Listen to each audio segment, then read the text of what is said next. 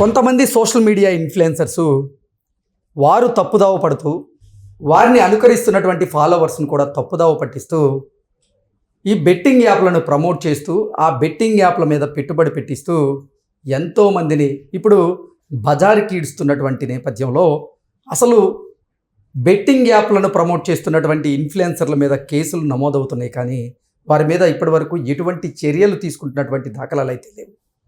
ఈ బెట్టింగ్ యాప్లను ప్రమోట్ చేస్తున్న వారిలో ఇన్ఫ్లుయెన్సర్స్తో పాటుగా కొంతమంది సినీ ప్రముఖులు కూడా ఉన్నటువంటి నేపథ్యంలో అసలు ఈ రచ్చకు ఎలా ఫుల్ స్టాప్ పడేటువంటి అవకాశం ఉంది అనే దాని మీద మనం పూర్తి స్థాయిలో విశ్లేషణ చేసుకుందాం. ప్రస్తుతం మనతో పాటున్నారు ప్రముఖ సామాజికవేత్త, ప్రముఖ రాజకీయ విశ్లేషకులు కృష్ణకుమారి గారు మనతో ఉన్నారు. వారితో మాట్లాడదాం. మేడం నమస్తే. నమస్తే. ఈ బెట్టింగ్ యాప్లను ప్రమోట్ చేస్తున్నటువంటి సోషల్ మీడియా ఇన్ఫ్లుయెన్సర్ల మీద అలాగే సెలబ్రిటీల మీద కేసులు అయితే నమోదవుతున్నాయి, కానీ వారి మీద ఎటువంటి చర్యలు అయితే లేవు మేడం ఇప్పటివరకు.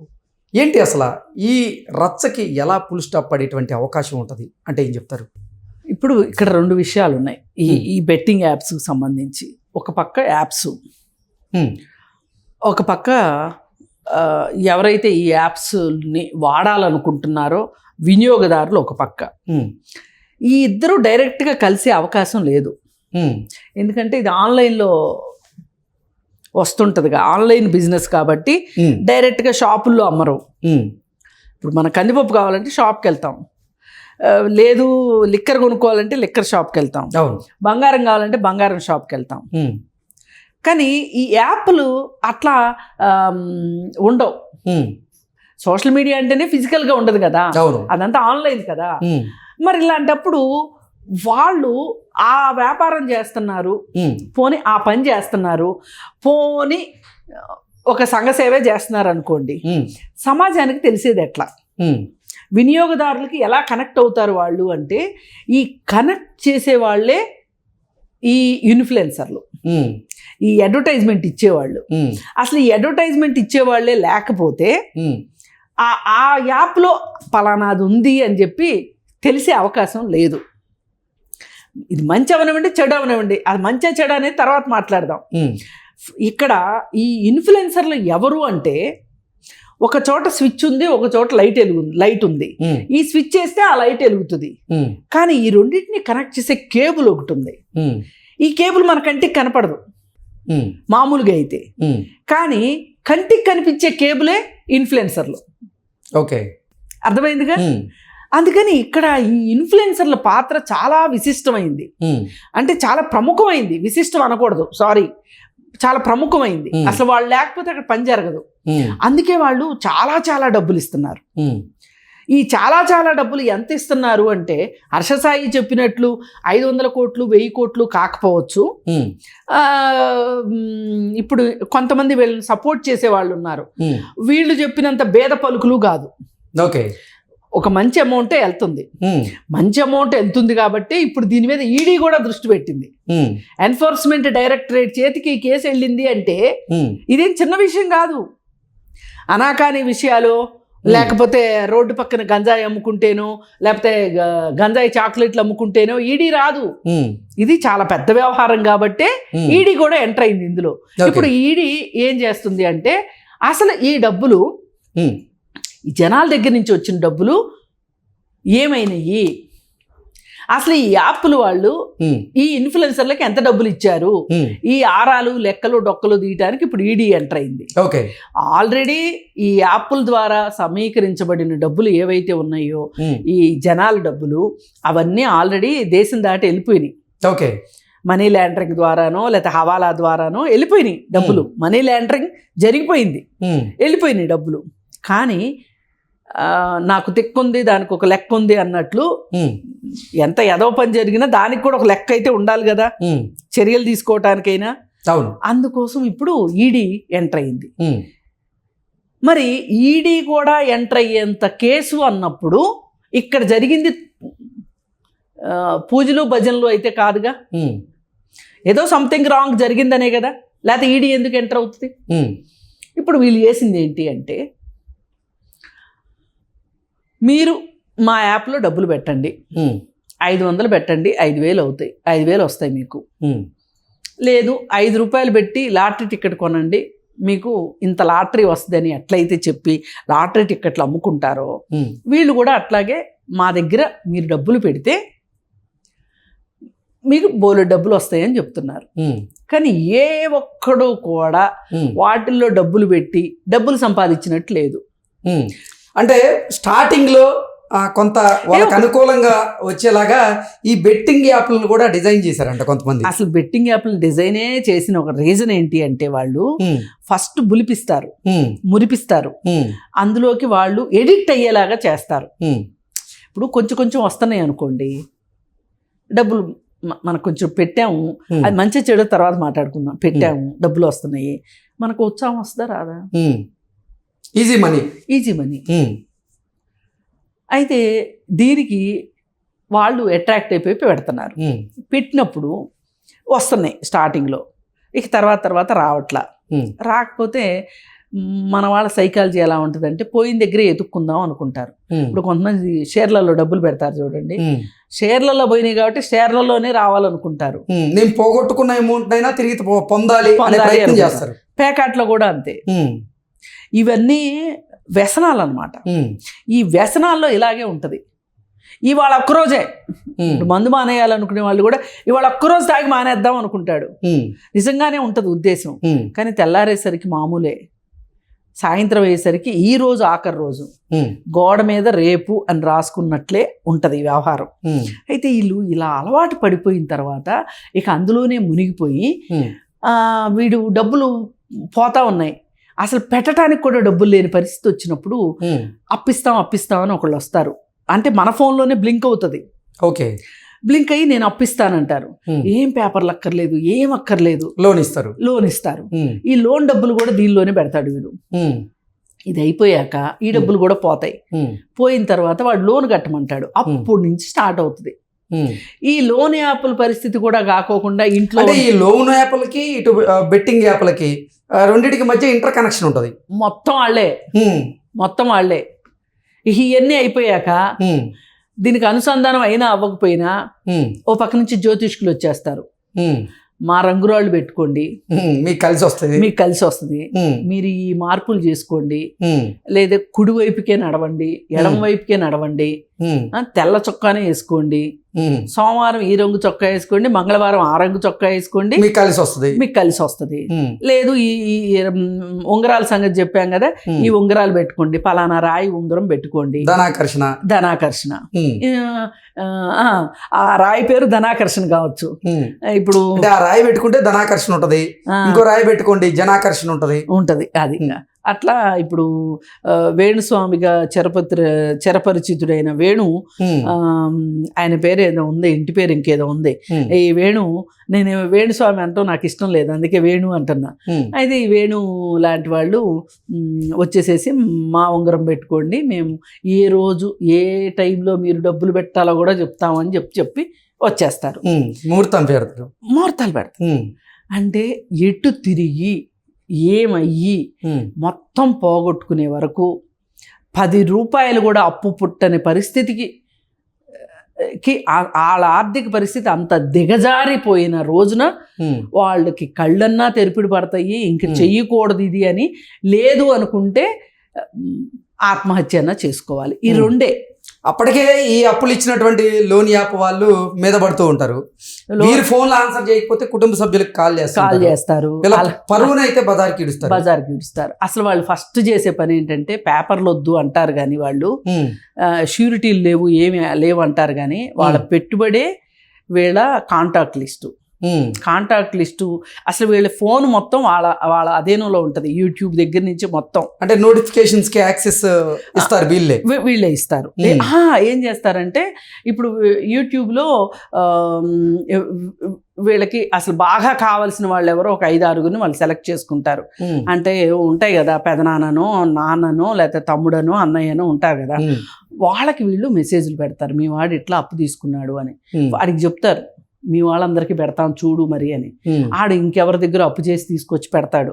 అది అయిపోయిన తర్వాత మళ్ళీ వాళ్ళు అదే పని చేసి చివరికి వీడి దగ్గర ఏమీ లేని కండిషన్లో వాడు ఒక లోన్ యాప్ నుంచి ఇంకొక లోన్ యాప్కి, ఇంకొక లోన్ యాప్ నుంచి ఇంకొక లోన్ యాప్కి, ఇట్లా దాదాపు 10 లోన్ల యాప్ల్లో వాడు డబ్బులు తీసుకున్న డబ్బులకి ఇంట్రెస్ట్ కట్టడమే సరిపోయా. ఇంట్రెస్ట్ కట్టడం సరిపోద్ది, ప్రాసెసింగ్ ఫీజులు ఉంటాయి, అయ్యేయి ముందు చెప్పడు వాడు. ఇలా అయ్యేసరికి ఇక వాడు పూర్తి బెకార్ అయిపోయి ఇక వాడు ఈ ఒత్తిడి తట్టుకోలేక, ఇంట్లో వాళ్ళ ముందు తల ఎత్తుకోలేక, మరి అందరి ముందు పరువు పోతుంది అనే ఒక భయంలో ఆత్మహత్యన చేసుకుంటాడు. లేకపోతే కొంతమంది కనిపించకుండా పోయారంటారే, తప్పిపోవటం కాదు, వాళ్ళు వాంటెడ్గానే కనిపించకుండా వెళ్ళిపోతారు. అంటే వెళ్ళి ఇంకెక్కడికో వెళ్ళిపోయి వాళ్ళు వాళ్ళ పేరు మార్చేసుకుని ఇంకెక్కడో బతుకుతారు, బతుకు మీద ఆశ ఉంటే, లేకపోతే చచ్చిపోతారు. ఇది ఇలా జరుగుతుంది. ఈ జరగటానికి కారణం ఏంటి అని చూస్తే గనక ఈ కనెక్టింగ్ పర్సన్స్ ఎవరు, ఇప్పుడు నెట్వర్క్ ఎట్లా బిల్డ్ అవుతుంది ఇదంతా అని చూస్తే ఈ ఇన్ఫ్లుయెన్సర్లు చెప్తున్నారు. ఇన్ఫ్లుయెన్సర్లు ఇదిగో దీనిలో పెట్టండి, నేను పెట్టాను, నాకు డబ్బులు వచ్చినాయి. భయ్యా సన్ని యాదవ్ ఒకడు ఫోన్ కొనటానికి వెళ్ళి ఫోన్ షాప్కి వెళ్ళి 500 పెట్టి 2 క్షణాల్లో ₹1,00,000 వచ్చేసినాయి వాడికి. టక కొట్టి చూపించాడు, వచ్చేసినాయి చూడండి అన్నాడు, మనందరికీ కూడా చూపించాడు. ఇది చూసిన వాడికి ఎవరికైనా ఏమనిపిస్తుంది, మనకు కూడా వస్తాయి కదా అనుకుంటారు. వీడియోస్లో ఎవరికీ తెలియకోకుండా సీక్రెట్గా అది ఇన్స్టాల్ చేసేసుకుని గదిలో కూర్చొని ఇంతకంటే గొప్ప పని ఏమీ లేదన్నట్టు వీడు మొదలెడతాడు. 500 పోతాయి, 500 పోయిందని 1000 పెడితే 1000 పోతాయి, 1000 పెడితే 1000 సరిపోలేదేమో 2000 పెడితే ఇట్లా వీడు వదిలించుకుంటాడు. కానీ మళ్ళీ ఇది ఎవరికి చెప్పరు, ఎవరికి చెప్పరు, వచ్చినా చెప్పరు, పోయినా చెప్పరు. ఎవరు చెప్తారు అంటే ఇట్లాంటి ఇన్ఫ్లుయెన్సర్లే చెప్తారు. ఎందుకంటే వాళ్ళకి డబ్బులు వస్తాయి కాబట్టి చెప్తారు. అంటే ఇన్ఫ్లుయెన్సర్స్ అన్న డబ్బు కోసం కకృత్తుబడి ఇటువంటి తప్పుడు పని చేస్తున్నారంటే ఓకే. అసలు కొంతమంది సెలబ్రిటీలు, సినీ ప్రముఖులు మేడం, డబ్బు ఎవరికి చేయండి, వారికి ఉన్నటువంటి క్రేజ్ని ఉపయోగించుకొని వారిని ఫాలో అవుతున్న వారిని తప్పుదోవ పట్టిస్తున్నారు. వారు తప్పుదోవ పడుతూ బెట్టింగ్ యాప్లను ప్రమోట్ చేస్తున్నారు. డబ్బు ఎవరికి చేయదు. ఇప్పుడు అసలు కొంతమంది సినీ ప్రముఖులు ఏంటంటే ఇన్స్టాగ్రామ్ను కాకుండా టెలిగ్రామ్ యాప్ను ఉపయోగిస్తూ ఉన్నారు. టెలిగ్రామ్ యాప్లో ఒక గ్రూప్ని క్రియేట్ చేస్తున్నారు. ఆ గ్రూప్ని క్రియేట్ చేసి దాంట్లో కూడా ఈ బెట్టింగ్ యాప్లను ప్రమోట్ చేస్తూ కొంతమందిని దాంట్లో యాడ్ చేస్తూ ఉన్నారు. ఆ యాడ్ చేసిన వారు ఎంతైతే ఈ బెట్టింగ్ యాప్ల్లో పెట్టుబడి పెట్టారో వారికి తెలిసిద్ది. అంటే ఆ పెట్టుబడి పెట్టిన దాని మీద వీళ్ళకి కొంత శాతం కూడా ఇన్సెంటివ్స్ రూపంలో వస్తూ ఉంటాయి. అదంతా తెలుసుకుంటారు. అసలు ఏంటి ఇది? ఇవన్నీ చూస్తుంటే నాకేమనిపిస్తుందంటే మనీ సర్క్యులేషన్ స్కీమ్స్ ఉంటాయి. స్టార్టింగ్లో వస్తాయి డబ్బులు, ఎందుకంటే వచ్చి చేరుతూ ఉంటారు. చేరినప్పుడల్లా నువ్వు ఒక నలుగురిని చేర్పిస్తే ఆ నలుగురు ఒక్కొక్కళ్ళు నలుగురిని చేర్పిస్తే చైన్ సిస్టమ్ లాగా ఇది గొలుసు కొట్టు వ్యాపారం అంటారు. ఇలా చేపిస్తూ ఉంటే ఎవడు దొరికిపోతాడంటే చివర్లో ఎవడుంటే ఆడు దొరికిపోతాడు. పై వాళ్ళకి డబ్బులు వస్తాయి. ఇట్లా రకరకాలు ఇవన్నీ ఏంటంటే మనకి ఇంతకుముందు ఫిజికల్గా కనిపించేవాళ్ళు ఎవరు మోసం చేస్తున్నారు అనేది. ఇప్పుడు దానికి ఒక ఆఫీసు, ఏదో పెరలని ఒకటి పెట్టారు, అట్లాగే వాళ్ళందరినీ అరెస్ట్ చేశారు. ఇప్పుడు ఈ యాప్లు వాళ్ళని అరెస్ట్ చేయాలి అంటే ఎవరిని అరెస్ట్ చేయాలో కూడా అర్థం కాని పరిస్థితి ఇప్పుడు. ఆ యాప్లు ఎక్కడ, చైనాలో వచ్చినాయా లేకపోతే ఇండియాలోనే ఉన్నాయా, ఎవరు దానికి ఓనర్స్ అనేది చెప్పటం కష్టం. దీనికి ఒక పర్టికులర్గా ఒక ఆఫీసు, ఒక వ్యవహారం లేదు కాబట్టి, ఉన్నా బయటికి తెలియదు కాబట్టి అసలు ఎవడో తెలియదు. అదే ఇప్పుడు ఈ గొలుసుకట్టు మనీస్ బిజినెస్లు ఉన్నాయి కదా, ఆఫీసులు ఉంటాయి కాబట్టి వాళ్ళని పట్టుకునేవాళ్ళు. మొన్ననే ఒకళ్ళని పట్టుకుంటే ఫ్యామిలీ పారిపోయింది ఎక్కడికో. వాళ్ళకి ఇవన్నీ కూడా ఆపేశారు. ఏది లుక్అవుట్ నోటీసులు కూడా ఇస్తే కూడా వాళ్ళు వెళ్ళిపోయారు. మరి ఎట్లా వెళ్ళిపోయారో తెలియట్లేదు. సరే, ఏది ఏమైనప్పటికీ ఇక్కడ ఇప్పుడు మనం లోన్ యాప్లు గురించి, బెట్టింగ్ యాప్ల గురించి, వాటి దుష్పరిణామాల గురించి మాట్లాడుకున్నాం. ఇప్పుడు ఓనర్ ఎవరో మనకు తెలియదు కాబట్టి మనం ఏం మాట్లాడలేం. ఇప్పుడు ఈ ఇన్ఫ్లుయెన్సర్స్, ఈ అడ్వర్టైజ్మెంట్ ఇచ్చేవాళ్ళు ఎవరైతే ఉన్నారో, సినిమా యాక్టర్లు కానివ్వండి, ఎవరన్నా కానివ్వండి, ఇక వీళ్ళందరి పాత్ర గురించి మాట్లాడుకుంటే ఈ మొత్తాన్ని వెలికి తీసింది మట్టుకు ఎవరు అంటే నా అన్వేషణ నా అన్వేషణ కంటే కూడా ముందు ఏ మాట కామాట ఒక 8 నెలల క్రితం హర్షసాయి విషయం వచ్చినప్పుడు మనం కూడా ఒక వీడియో చేసాం.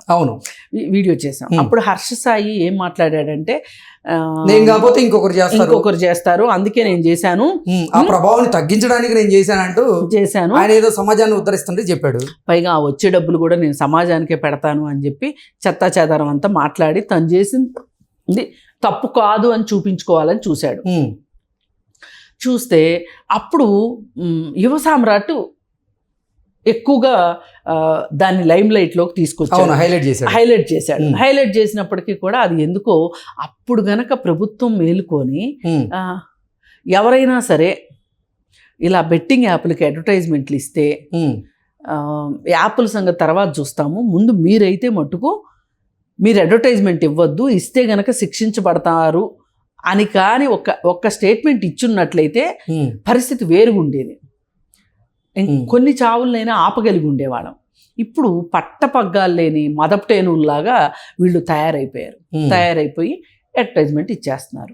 ఇప్పుడు ఈ నా అన్వేషణ అనేవాడు బయలుదేరి వాడు సజ్జనార్ గారికి ట్వీట్ చేస్తే సజ్జనార్ గారు కూడా దీనికి సంబంధించి ట్వీట్ చేసి లోకల్ బాయ్ నాని అనేవాడిని ఫస్ట్గా వాడి మీద అరెస్ట్ చెయ్యాలి అని చెప్పి ఈయన ట్వీట్ పెడితే అక్కడ ఎస్పీ ఇమ్మీడియట్గా అతని మీద క్రిమినల్ చర్య, ఇది క్రిమినల్ కేసు అని చెప్పి లోపల పెట్టారు, కేసు బుక్ చేశారు. అయితే రిమాండ్లో ఉన్నాడు ఇప్పుడు. అయితే ఈ క్రిమినల్ కేసు అనేసరికి అట్లీస్ట్ 10 ఏళ్ళు శిక్ష పడుతుంది వీళ్ళు చేసిన దానికి.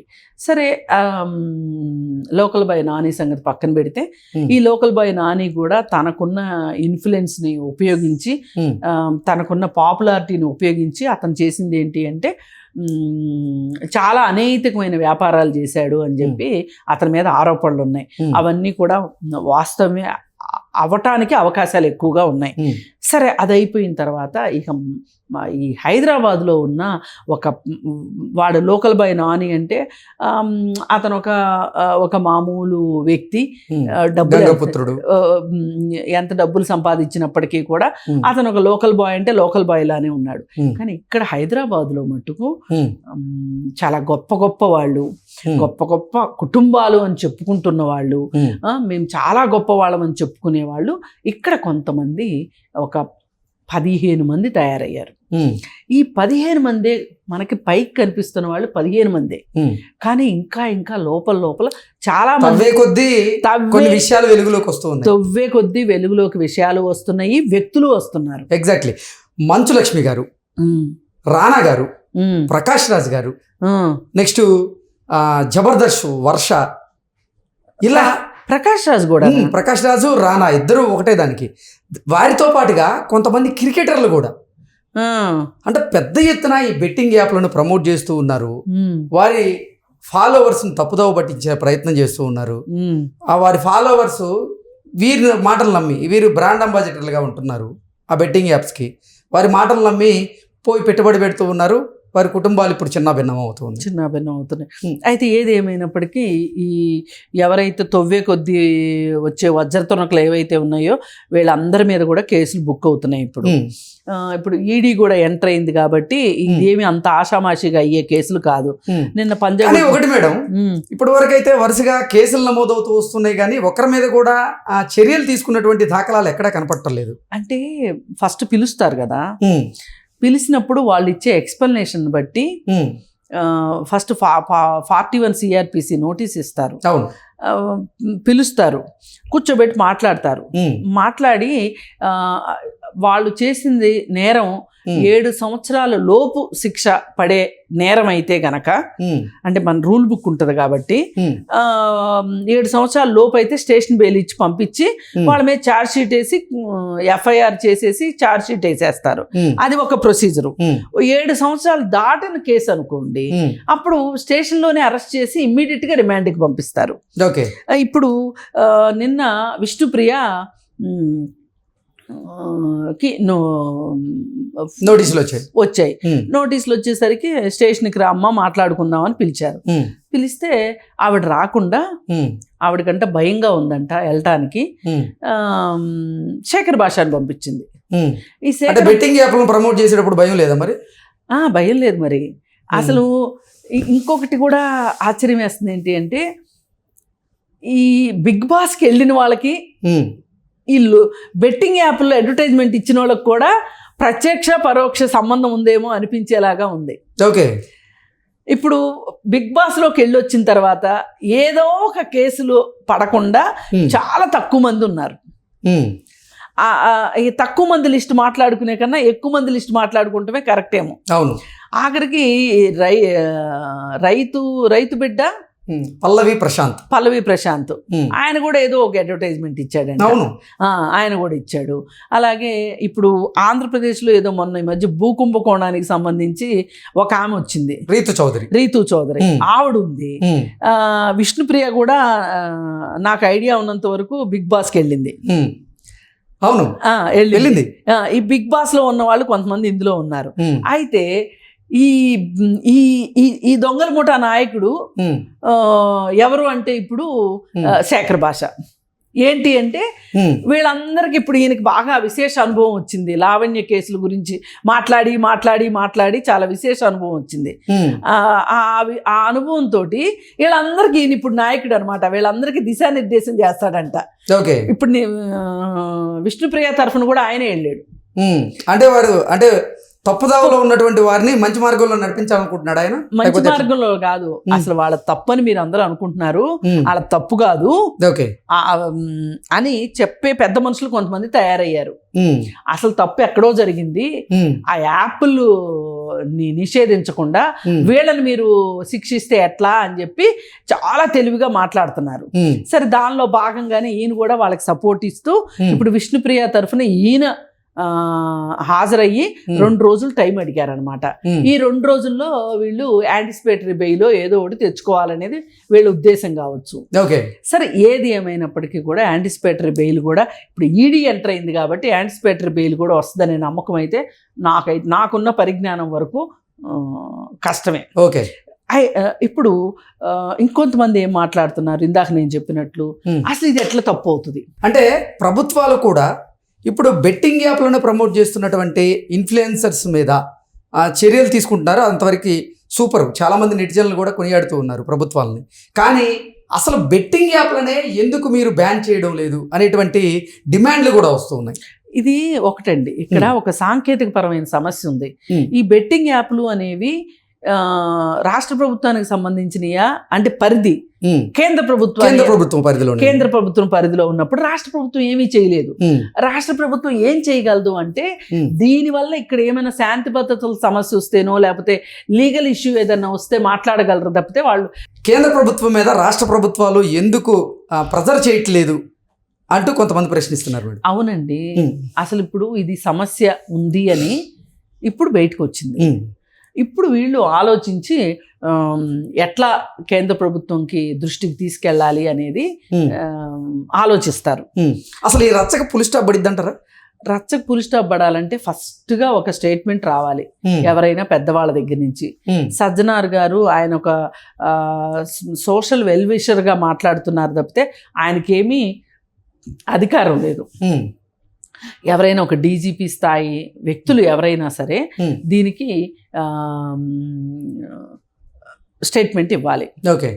యాప్ల సంగతి మేము చూసుకుంటాము, మా పని మేము చేస్తాము, మీరు మటుకు అడ్వర్టైజ్మెంట్లు ఇవ్వద్దు. అది చిన్నవాళ్ళైనా పెద్దవాళ్ళైనా ఎవ్వరూ అడ్వర్టైజ్మెంట్లు ఇవ్వటానికి వీల్లేదు అని చెప్పి మాట్లాడాల్సిన అవసరం ఉంది. అలా మాట్లాడితే అప్పుడు ఇంకా మాట్లాడడానికి ఏమి ఉండదు. ఇప్పుడు ఆ లూప్ హోల్ పట్టుకుని కదా ఇప్పుడు మాట్లాడుతున్నారు కొంతమంది.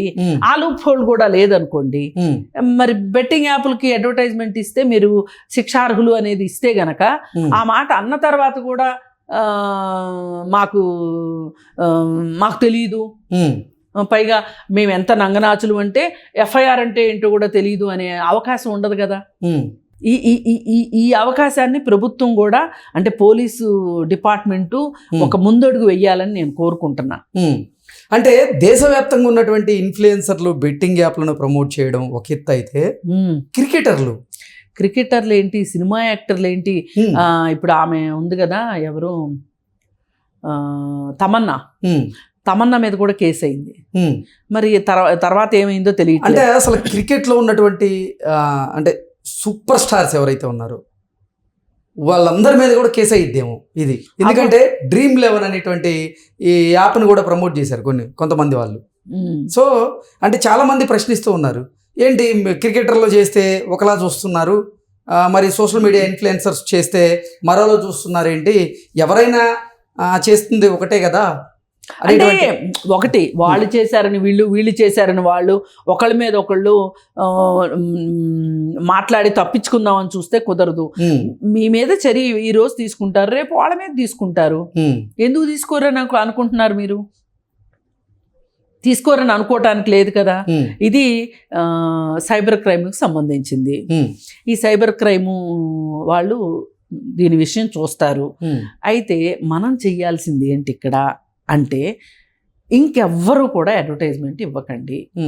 ఇప్పుడు మనం తెలిసి చేసినా తెలియక చేసినా మనం చేసిన దానివల్ల మనకి డబ్బులు వచ్చినాయి, బాగానే ఉంది. దాని ఎఫెక్ట్ ఎలా ఉంది అనేది చూసుకోవాలి కదా. ఇప్పుడు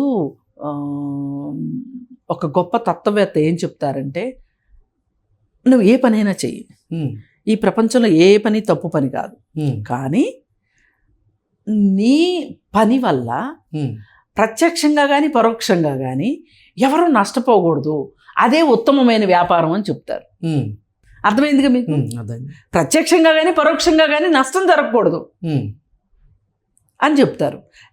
అంటే ఇప్పుడు దీనికి వర్తింపజేద్దాం. ఈ ఇన్ఫ్లుయెన్సర్ అనేవాడు నాకు ఇన్ఫ్లుయెన్స్ ఉంది కాబట్టి, నాకు 2 కొమ్ములు ఎక్స్ట్రా ఉన్నాయి కాబట్టి, నా మాట వినేవాళ్ళు కొంతమంది ఉన్నారు కాబట్టి, నన్ను నమ్మేవాళ్ళు ఉన్నారు కాబట్టి నేను వాళ్ళని నమ్ముతాను, తద్వారా వాళ్ళ జీవితాలు చిన్నాభిన్నమైనా నాకు సంబంధం లేదు అనుకుంటే కుదరదు కదా.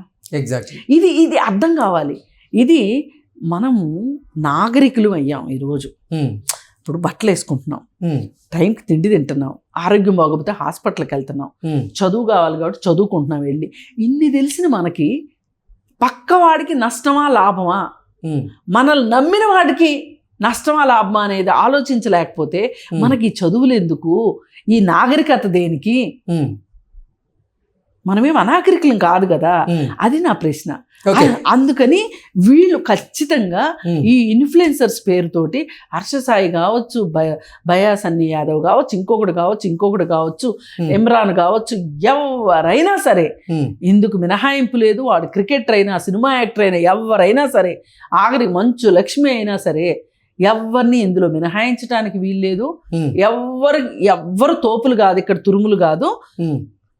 ఈ విషయానికి సంబంధించి ఖచ్చితంగా అంటే ఖచ్చితంగా సరియైన చర్యలు తీసుకోవాల్సిందే. మీ జ్ఞానానికి మీకు తెలియాలి నేను చేసేది మంచిదా కాదా, ఇది వాస్తవమా కాదా అని. ఇప్పుడు నేను ఒక ప్రోడక్ట్ అమ్ముతున్నానండి, ఈ ప్రోడక్ట్ నేనే కొనుక్కుంటే ఇది చెప్పిన ఆ లక్షణాలన్నీ ఈ ప్రోడక్ట్కి ఉన్నాయా లేదా అని నేను కన్విన్స్ అయ్యానా? ఇప్పుడు నాకు ఒకళ్ళు అమృతాంజన్ డబ్బా ఇస్తారండి, ఇది రాసుకుంటే తలనొప్పి తగ్గిపోద్ది అంటారు. నేను రాసుకొని చూసి నాకు తగ్గితే కదా వేరే వాళ్ళకి తగ్గిద్ది అనుకోవటానికి. అవును. ఆ మాత్రం మనం కాస్త ఆలోచించకపోతే మనకి బుర్ర ఉండి ఏంటి లాభం? బుర్ర అన్నది ఎందుకు? పబ్బులకి వెళ్ళి, క్లబ్బులకి వెళ్ళి, బార్లకి వెళ్ళి, రెస్టారెంట్లకి వెళ్ళి తిన్నామా, తాగామా, పెద్ద పెద్ద కార్లు వేసుకుని తిరిగామా, బ్రాండెడ్ బట్టలు వేసుకున్నామా, సొసైటీలో కాళ్ళు ఎగరేసి తిరుగుతున్నామా? ఇంకొకరి బాగోగుల కోసం చూసేవారైతే నిజంగా ఇటువంటి బెట్టింగ్ యాప్లను ప్రమోట్ చేస్తారా మేడం? అదే స్వప్రయోజనాలే వారికి ఎక్కువయ్యాయి కాబట్టి ఇటువంటి బెట్టింగ్ యాప్లను ప్రమోట్. నేనేమంటున్నా, ఈ మాత్రం ఆలోచించిన కాడికి, ఆలోచించలేదు కాబట్టే వీళ్ళు యాప్లకి అడ్వర్టైజ్మెంట్ ఇచ్చారు కాబట్టి శిక్షార్హులు ఇప్పుడు. అంతేగాని వీళ్ళకి ఏ పాపం తెలియదు, వీళ్ళు నోట్లో ఏలు పెడితే కొరకలేరు అని చెప్పి ఎవరన్నా కొంతమంది పెద్ద మనుషులు వచ్చి మాట్లాడితే ఇంకా వాళ్ళనేమనాలో రేపు చట్టమే చూసుకుంటుంది.